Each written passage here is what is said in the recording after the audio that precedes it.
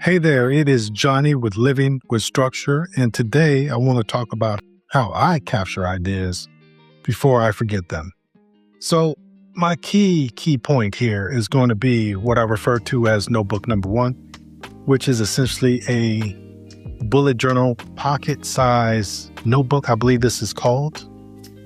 For any of these notebooks, if you're interested in them, they will be in the description box below. But this right here has been a game changer for me because this is a very durable notebook. It's not big and bulky, but it has very good paper inside, and I can simply carry this around. I can put it in my front pocket, my back pocket, and everywhere I go, I have it. Now, throughout my day, what I'm simply going to do is I'm going to write down information, events, things that I need to remember, things that are going to be future appointments, things that I need to take care of. I just simply write them down, make sure I have the date at the top, and later on, I'm going to organize it. This notebook here is a key part because it has an index at the front. Index at the front basically means that as I write information in here, I can categorize it through an index and I can associate the page number for the event or for the items. And later on in the day or throughout the week, I can go ahead and process this information. Now, I can process this information on my weekly review once a week, or again, I don't have to wait till my weekly review to do it. I can process it that night, meaning take the information from here, and if it requires additional thought, it's going to go into notebook number two. Notebook number two is where I'm going to do all my brainstorming, things that require further action, things that require just thought in general. I want to do that in notebook number two. Now, what I refer to as notebook number three is just a compact size bullet journal. And this is where I'm going to house my information for my weekly reviews.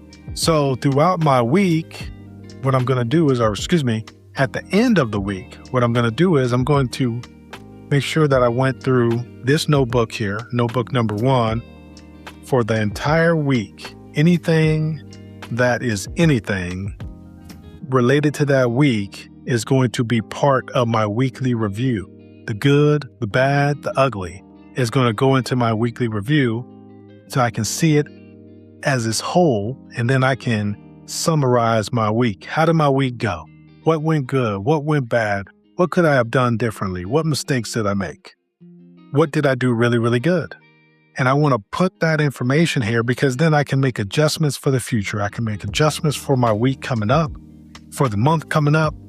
I can make my adjustments to where I'm not repeating the same mistakes over and over again, forecasting things. I'm looking at things that could affect me in the future, and I'm being ahead of the game. But it all starts with the capture.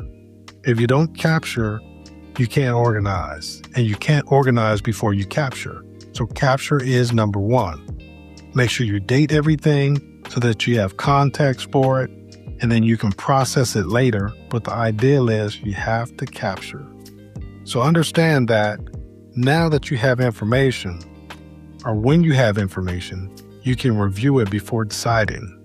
But you can't decide it until you have the information. So again, this is where capture is key.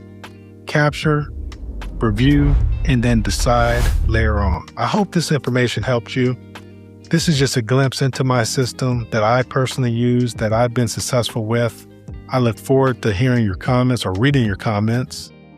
Hope you have a great day. Take care.